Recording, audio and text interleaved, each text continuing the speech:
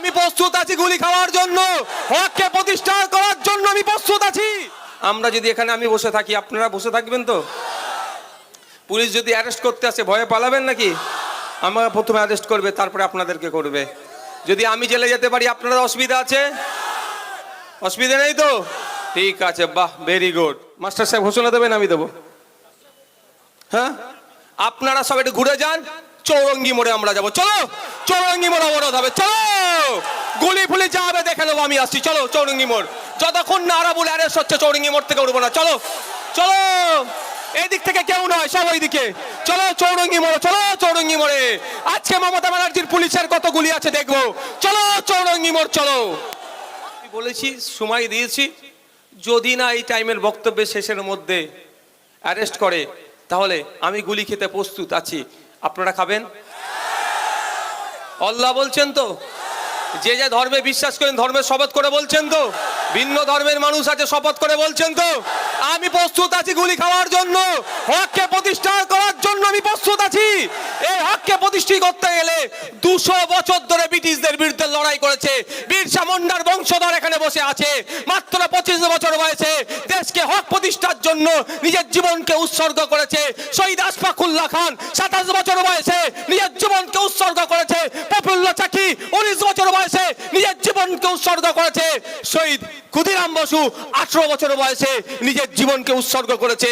এখানে অনেক প্রীতিলতা আছে, প্রীতিলতা অদ্দেদার মাত্র 24 বছর বয়সে নিজের জীবনকে উৎসর্গ করেছে। শহীদ ভগৎ সিং মাত্র 24 থেকে 25 বছর বয়সে জীবনকে উৎসর্গ করেছে এই ব্রিটিশদের হাত থেকে, তাদের কালো হাত থাবা থেকে দেশকে মুক্তি দিয়ে সুন্দর এক সমাজ ব্যবস্থা দেবে।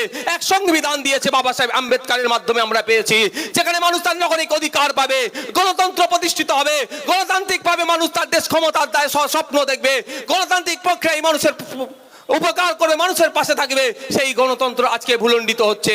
এর শেষ দেখে আজকে আমি ছাড়বো। আপনারা রাজি আছেন তো? করতে হবে না হতে আমি বলে দিচ্ছি। সব থেকে বড় কথা বললাম, গুলি খেতে হবে। অসুবিধা আছে? আমরা যদি এখানে আমি বসে থাকি, আপনারা বসে থাকবেন তো? পুলিশ যদি অ্যারেস্ট করতে আসে ভয়ে পালাবেন নাকি? আমাকে প্রথমে অ্যারেস্ট করবে, তারপরে আপনাদেরকে করবে। যদি আমি জেলে যেতে পারি, আপনাদের অসুবিধা আছে? অসুবিধা নেই তো? ঠিক আছে, বাহ, ভেরি গুড। আমি প্রস্তুত আছি। বক্তব্য ভাই অনেক দেওয়ার ছিল, সেই মন মানসিকতা নেই আমার হাতে, কিন্তু প্রচণ্ড যন্ত্রণা হচ্ছে ট্যাবলেট খাওয়ার পরেও। সেই মন মানসিকতা নেই। তারপরেও বলছি, আমার উপর আক্রমণ হচ্ছে কেন? আইএসএফের উপর আক্রমণ হচ্ছে কেন? আমি হিন্দু ভাইদের দেবত্ব সম্পত্তি এই সরকারের আমলে এসে লুট হয়ে যাচ্ছে, এর বিরুদ্ধে বলছি বলেই আক্রমণ নেমে আসছে।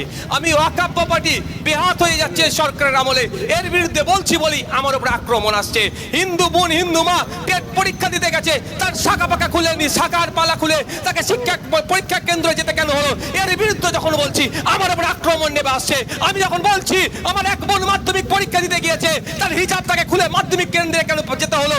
এর তার ধর্মীয় স্বাধীনতায় কেন হস্তক্ষেপ করা হলো? যখনই এটা বলছি আমার উপরে তখন আক্রমণ নেমে আসছে। এই বলা কি আমি বন্ধ করে দেবো?